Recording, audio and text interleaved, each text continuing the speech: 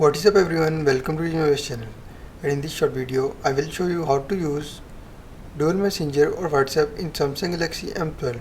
So before starting video, if you are new to this channel, just don't forget to subscribe and start a video without wasting any time.